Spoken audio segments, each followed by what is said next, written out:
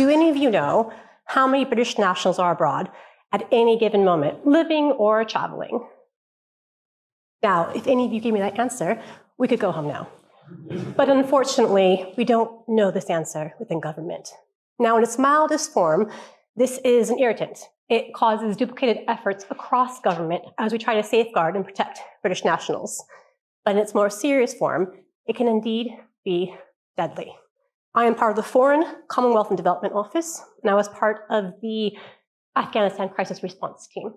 I sat shoulder to shoulder with colleagues from Home Office, from MOD, both in the crisis center and Air Force bases. We were all asking the same question. Who is in Afghanistan? How many British nationals are in Kabul? How do we get them on planes to safety? Now, this may not be in the limelight in the same way it was in August, September, but it's not gone away. We still have teams who are trying to locate those left behind.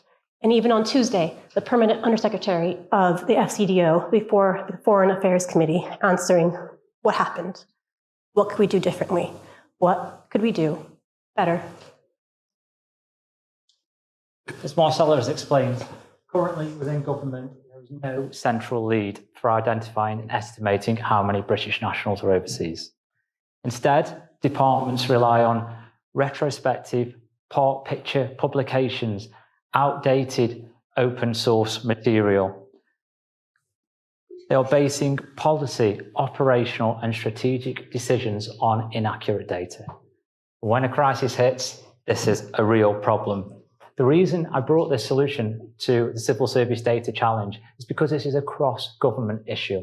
And I firmly believe it's only with cross-government collaboration that we can develop an effective solution.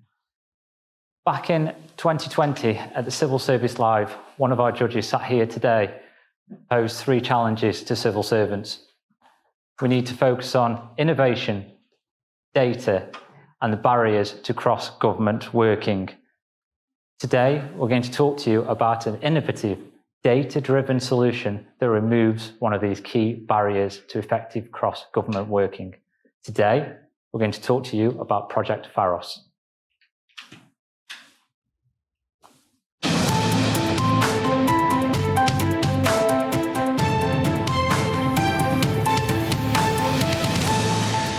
The speed with which the forces loyal to the government of Afghanistan collapsed surprised the whole world. I did not, nor did anyone else, see a collapse of an army that size in 11 days. As the insurgents closed in on the capital, desperate crowds gathered outside the airport, hoping to escape the country before it's too late. The MOD wants to know how many British nationals are in Afghanistan right now so they can line up the air resources to evacuate them. Call the embassy and see if they have those numbers. No need, Mom. We have the live data right here in Pharos. This is the number of UK nationals we expect to have in each region of Afghanistan this time of year. But there's a group of British doctors who came in to help the local hospital, so we've adjusted the projection. We think there are about 3,000 British nationals in Afghanistan right now. That's great.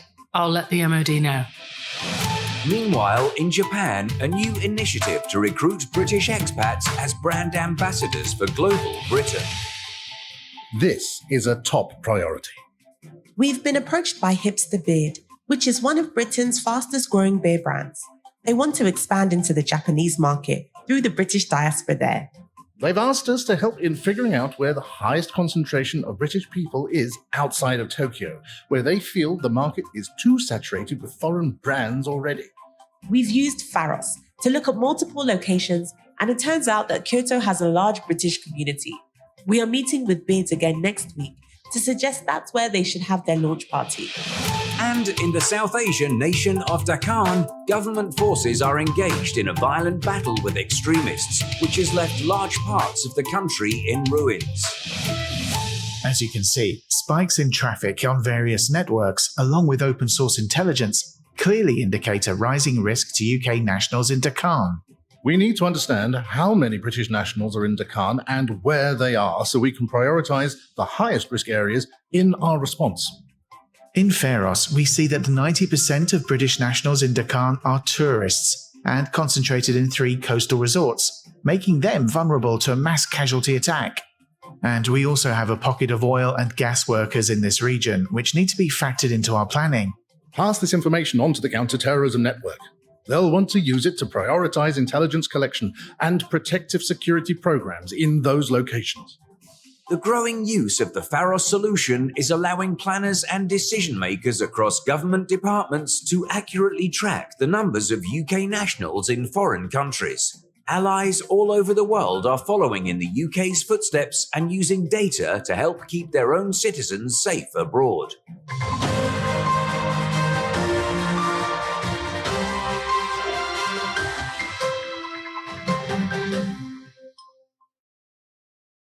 You have seen how Pharos can look, and it can look very, very impressive.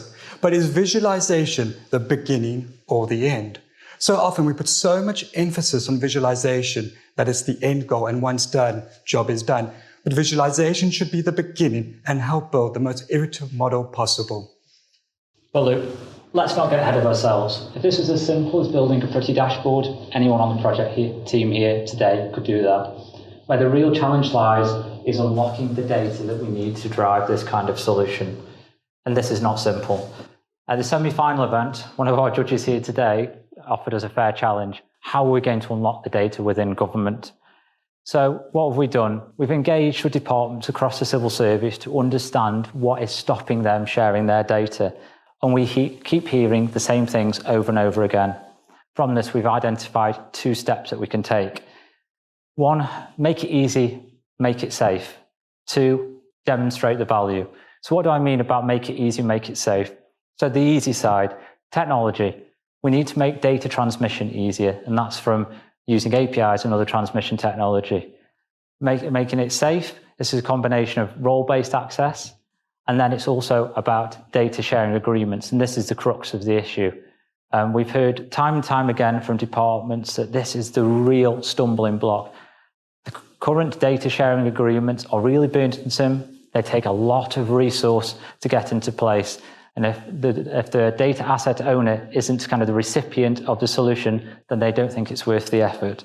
So what have we done? We've been speaking to colleagues at ONS, we've been speaking to colleagues at the Data Standards Authority to try to identify a better way of doing data sharing agreements. But we're really fortunate that one of our judges here today is leading the charge in this area. By the end of financial year 22, we envisage that there will be greater standardisation of data sharing agreements across the civil service, which will make government data more accessible and make it easier to share. Demonstrating the value, I think the benefits of Project Pharos speak for themselves. However, regardless of how safe and secure we can make sharing data within government, data asset owners need to be incentivised. I really hope, and one of my aims for this project is that Project Pharos becomes that leading example for government departments, them to see the real value in sharing data. So how are we going to do this? We are going to take multiple data sources and put it into a data depository. We've identified the integrated data service at the ONS to store all this data. We're then going to take the data, aggregate the data into a multi-dimensional in-memory database. In memory, as it's much faster response time than traditional databases. This is the point that the authorized user will be able to interact and update the data. I purposely use the word authorized. So if you've only got access to Japan data, you can only see Japan data. The user will be able to interact with the data through multiple methods, such as visualization tools and statistical tools. And finally, they will be able to update the data back into the multidimensional database via user knowledge or statistical tools to give the data real-time updates.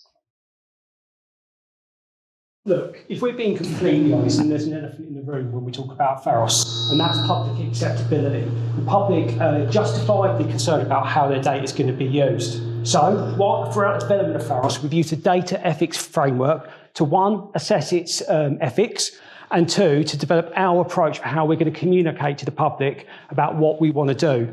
In addition to the framework, we've looked at other ethical approaches, and we've fused them together into an approach where we will demonstrate our trustworthiness by doing 3 things. We'll publish, we'll engage, and we'll safeguard. So, publish. As part of our commitment to transparency, we'll put the completed framework on gov.uk. thus making it available to all.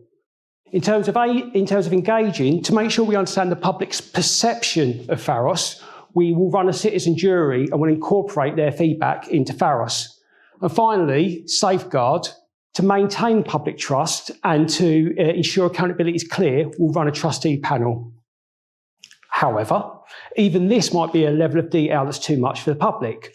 Therefore, we will develop a simple narrative that explains the why, the who, the what, and the how of Pharos.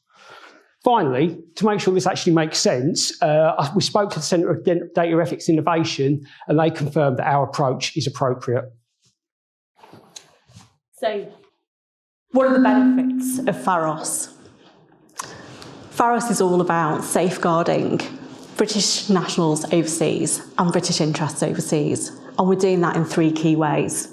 First and foremost, Pharos is about saving lives. This is about getting the right data to our crisis response teams so that they can act faster, make evidence-based decisions, and to get the right resources to the right place at the right time. So it's basically to get a really good crisis response.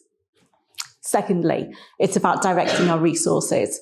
This is about making sure that we've got the right help to the right people at the right time for our crisis response. And for counter-terror, it's about making sure we've got the right investments in the right place at the right time so that we can proactively safeguard our British nationals overseas.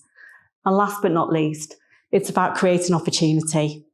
We believe that Pharos can help us to capitalise on the UK's global footprint and to allow us to tap into overseas markets.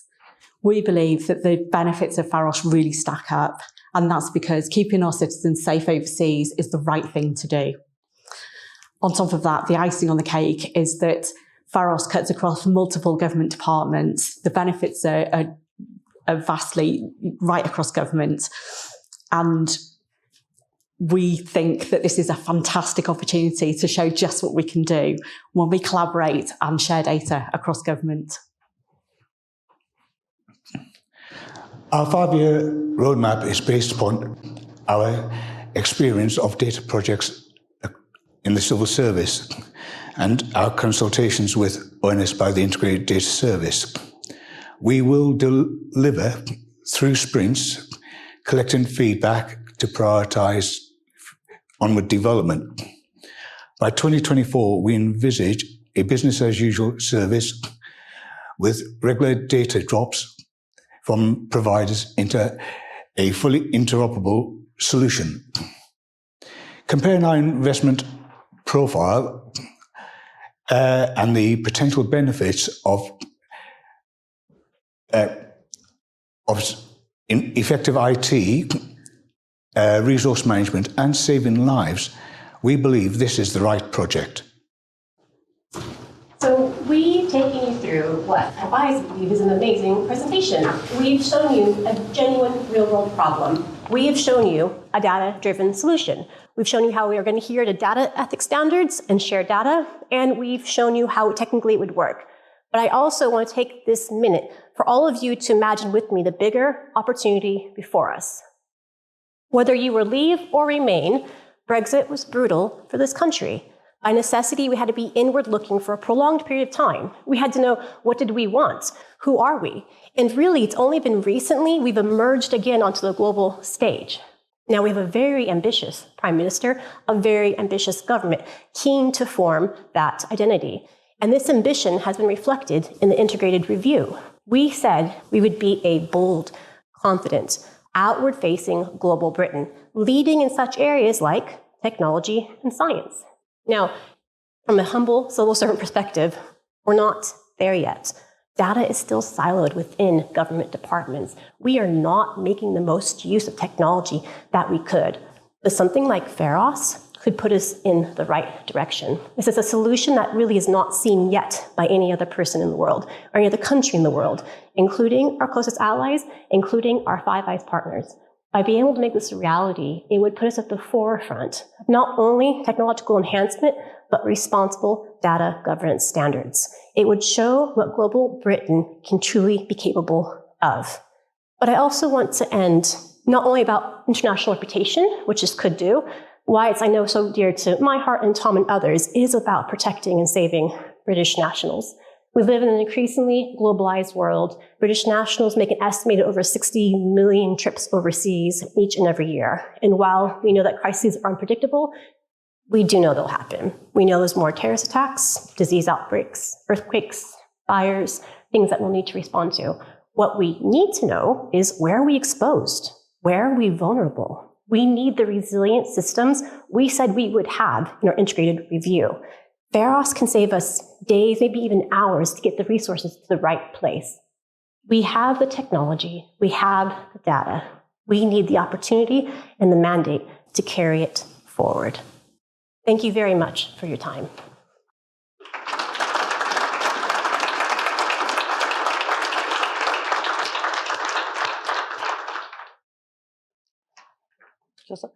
Thank you so much. I love that. I love the cross-cutting nature of what you're presenting to us.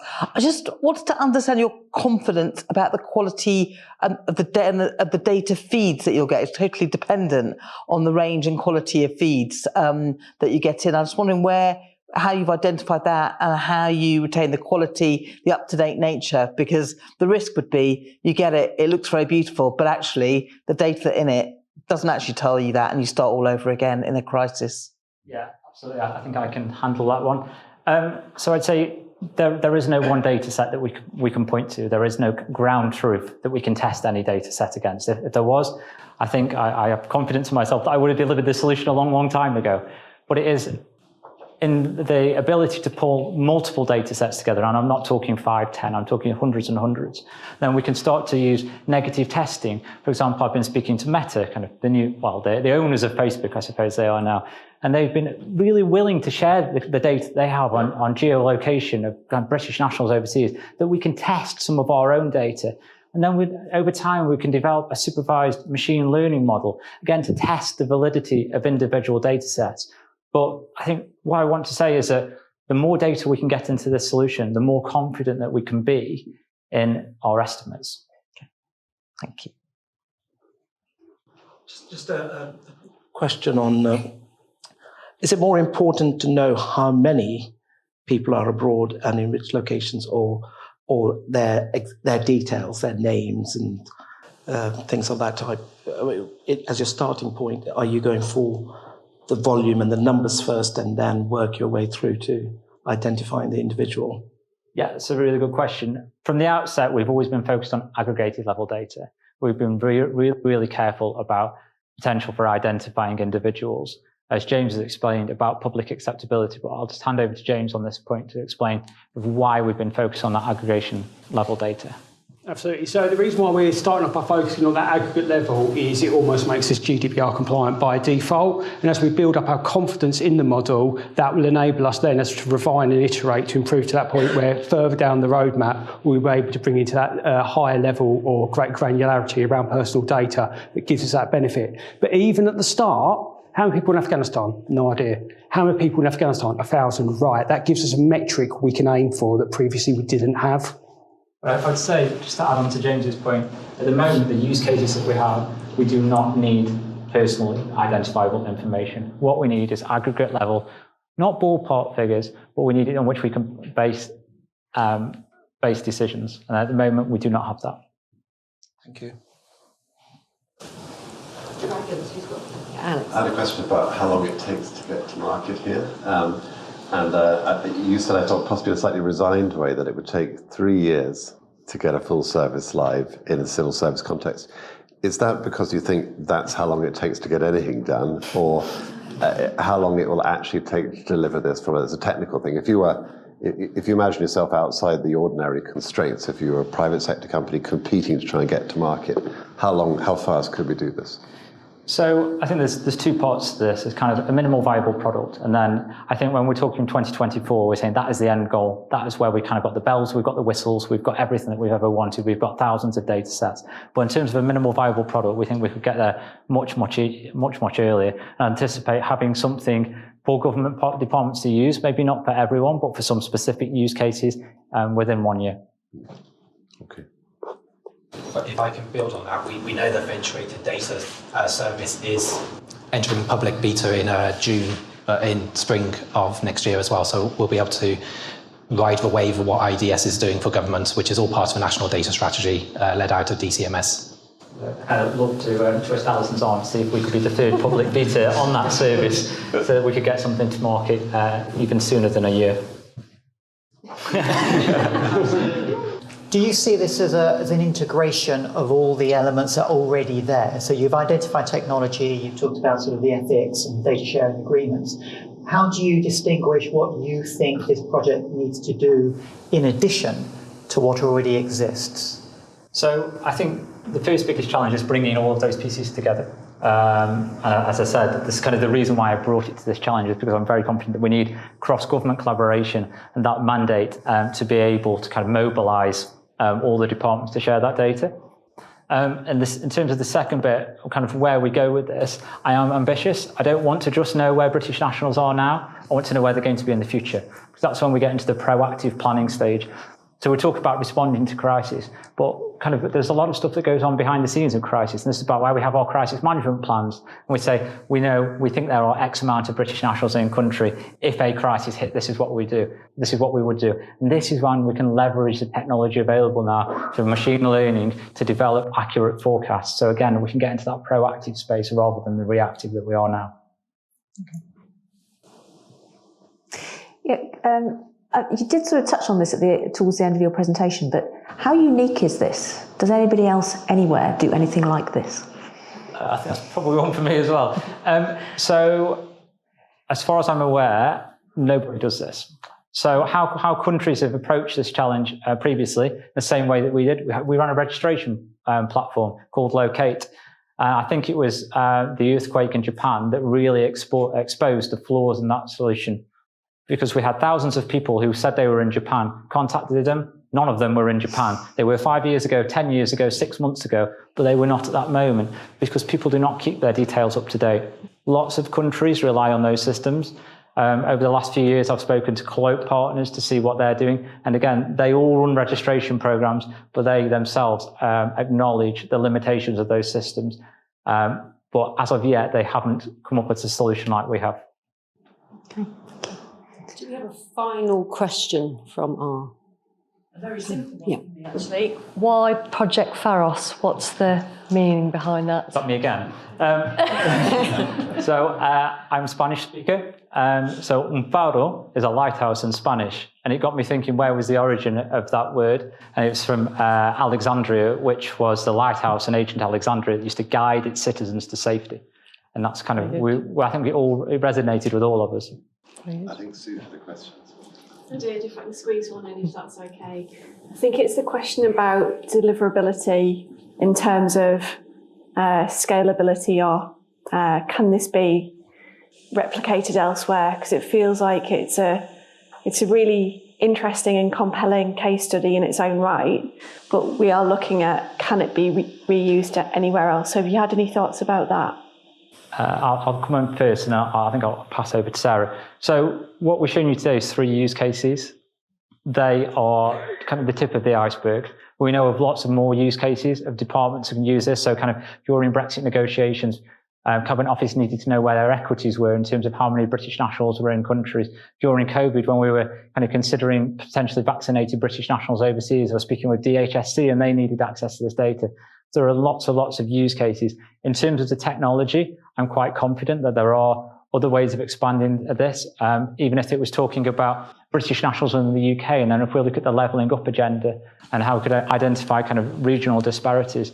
But I was going to hand over to Sarah from a programme management perspective to talk a little bit about scalability. Yeah, so we're definitely taking an iterative approach to this. So this is kind of build small and try it out, learn, go again. And we think that this can expand. You know, we start with one use case and then we expand it out to bring in other use cases as we go through that process. I think we are actually out of time, so thank you so much. A brilliant pitch there. What's fascinating in this challenge is how different the ideas are, and this was a very different policy objective to the other one, but I think you've really highlighted some of those difficult issues around trust and security and really understanding those barriers to data sharing. So I'm sure you'll join me in a big round of applause for our second team.